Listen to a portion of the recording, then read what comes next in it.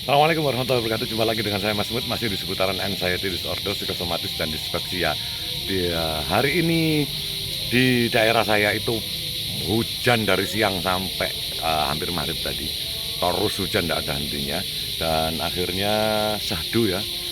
Hawanya itu nikmat sekali, enak buat tidur. Saya buat rebahan saja, hanya bergerak sedikit rebahan lagi, bergerak sedikit rebahan lagi, sangat nikmat sekali hari ini. Video kali ini saya sempatkan untuk menyapa teman-teman yang lagi kenceng anxiety disordernya, terutama ya yang dispepsianya itu saya pikir sudah banyak video saya. Ini yang anxiety aja, yang cemas berlebih. Jadi teman-teman yang cemas berlebih itu kadang-kadang itu melakukan beberapa kesalahan menurut saya. Kesalahan yang paling utama adalah ketika sampean itu melihat video tentang tata cara kesembuhan, tapi sampean itu hanya tidak melihat semuanya. Sampean hanya melihat 2 menit. Durasi video hanya 4 menit atau 5 menit, sampean lihat 2 menit sudah tanya terus gitu ya. Nah, itu kendalanya itu. Karena akhirnya tidak memahami apa maksud dari isi video tersebut.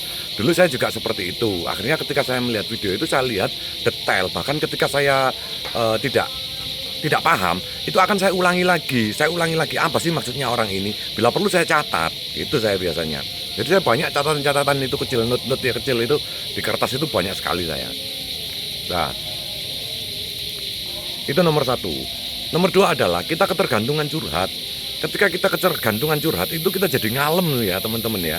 Saya itu pernah ya ketergantungan curhat. Ada teman saya itu yang setiap hari itu dia selalu ada waktu untuk mendengarkan keluh kesah saya, sekedar mendengarkan apa yang saya rasakan, mendengarkan 1001 rasa yang saya rasakan di dalam tubuh ini. Dan teman saya itu setiap hari ada.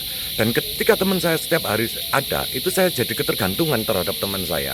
Selalu saya tanya terus, lagi ngapain bro? Ketika saya bilang lagi ngapain bro, karena dia peka sekali, dia langsung datang menghampiri saya.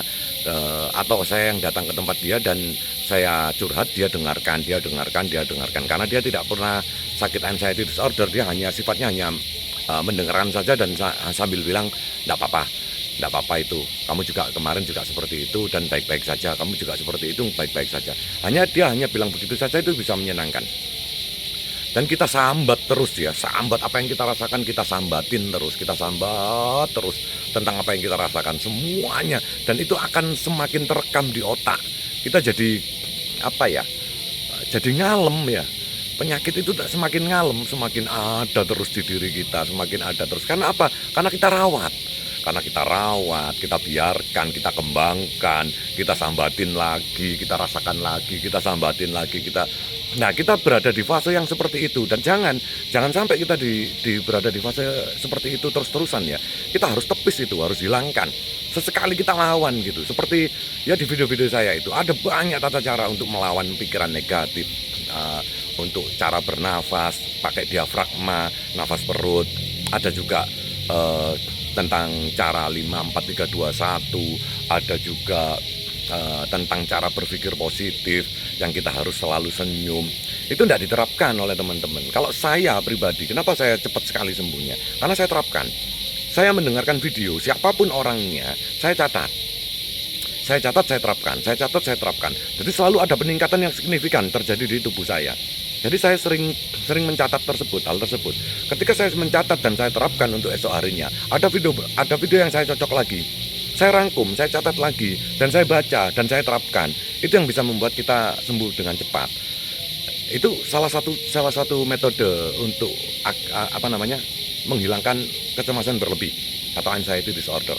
Tapi kalau sampean masih merasakan terus curhat tanpa mempelajari, tanpa menerapkan apa yang disampaikan oleh teman-teman yang sudah sembuh, ya sampean sudah susah akan sembuh. Sampean akan panjang sekali ya untuk sembuhnya.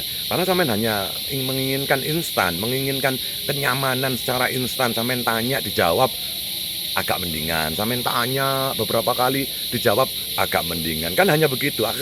Akhirnya sampean tidak ada peningkatan level dalam kesembuhan tersebut. Ayo dilawan. Yang diterapkan oleh teman-teman yang sudah sembuh itu terapkan juga.